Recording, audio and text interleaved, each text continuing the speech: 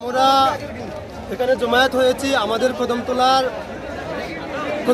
এখানে একটা ক্লাব। এই ক্লাবে দুর্গাপূজা হচ্ছে, ভালো কথা, দুর্গাপূজা করেন। দুর্গাপূজার নাম করে ওরা চাঁদা কালেকশনের নাম করে মুসলিম সংখ্যালঘু একটা গাড়ি ওরা রাস্তার মধ্যে আটকিয়ে বেশি টাকা কালেকশনের নাম করে ওদেরকে একটা প্রস্তাব দেওয়া হয়েছে। প্রস্তাবটা ওরা গ্রহণ করেনি। ওরা বলেছে যে আমরা 500 টাকা টিপ নিয়ে যাচ্ছি, আপনাকে 5000 টাকা কেমন করে দেব। তারপর ওদেরকে বলা হয়েছে যে 5000 টাকা দিতেই হবে।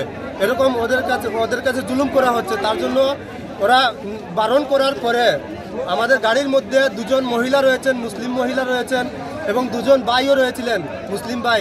এদেরকে গাড়ি থেকে নামিয়ে মারধর করা হয়েছে। ক্লাবের নাম কি জানি? ইন্ডিয়ান ক্লাবের সদস্যরা ওদের উপর অত্যাচার করেছে, মা বোনদের উপর হাত তুলেছে, দুজন মুসলিম ভাইয়ের উপর হাত তুলেছে। তো এই বিষয়ে আমরা আজকে কদমতলা থানাতে এসেছি একটা শান্তিপূর্ণ ডেপুটেশনের মাধ্যমে। আমরা যাতে এই ইন্ডিয়ান ক্লাবের যারাই এই দুষ্কৃতিকারী, এরাই দাঙ্গাবাজ, এরাই চাঁদা কালেকশনের নাম করে মানুষকে প্রতি বছর হয়রানির শিকার হতে হয়, এরার বিরুদ্ধে আমরা একটা ডেপুটেশন নিয়ে কদমতলা থানাতে এসেছি। দেখা যাক, ওনারা বলেছেন, আমাদেরকে আশ্বাস দিয়েছেন ওদেরকে গ্রেফতার করবেন অতি সত্বর। আমরা ওনাদেরকে বলেছি, পুলিশ প্রশাসনকে বলেছি, যদি ওদেরকে গ্রেফতার করা না হয় তাহলে আমরা বৃহত্তর আন্দোলনে নামবো। আমি আপনাদের মাধ্যমে জানিয়ে দিতে চাই, আমাদের ত্রিপুরা রাজ্যের মুখ্যমন্ত্রী ডক্টর মানিক সাহা, উনি দুর্গাপূজার আগে যে বার্তাটা দিয়েছিলেন সাংবাদিক সম্মেলন করে, যাতে দুর্গাপূজা কালী পূজার নাম করে কোনো মানুষকে হয়রানির শিকার না করা হয়, কোনো মানুষের উপর জুলুম করা যাতে না হয়। কিন্তু আমি দেখেছি ত্রিপুরা রাজ্যের মুখ্যমন্ত্রীর সেই বার্তাটুকু, ত্রিপুরা রাজ্যের মধ্যে অনেকটা ক্লাব রয়েছেন, এই দুর্নীতি করছেন, ওনারা চুরি বাটপারি করছেন, রাতের অন্ধকারে গাড়ি থামিয়ে গাড়ির উপর অ্যাটাক করে মানুষকে মারধর করে চাঁদা কালেকশন করছেন। উনার কথা টোটালি মানেননি ওনারা।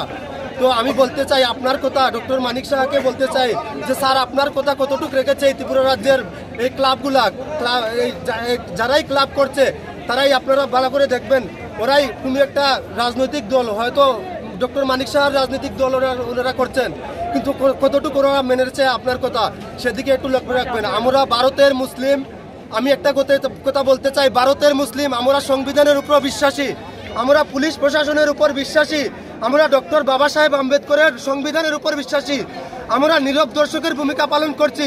আমরা শান্তিপূর্ণভাবে এই ভারতবর্ষে বসবাস করতে চাই, কিন্তু আমাদের বসবাস করতে দেওয়া হচ্ছে না। এদের দ্বারা আমরা প্রতিনিয়ত প্রতিদিন এদের দ্বারা আমরা আক্রান্ত হচ্ছি, আমরা নির্যাতিত হচ্ছি। এই বিষয়ে আমরা একটা শান্তিপূর্ণ ডেপুটেশন নিয়ে এসেছি কদমতলা পিএসে।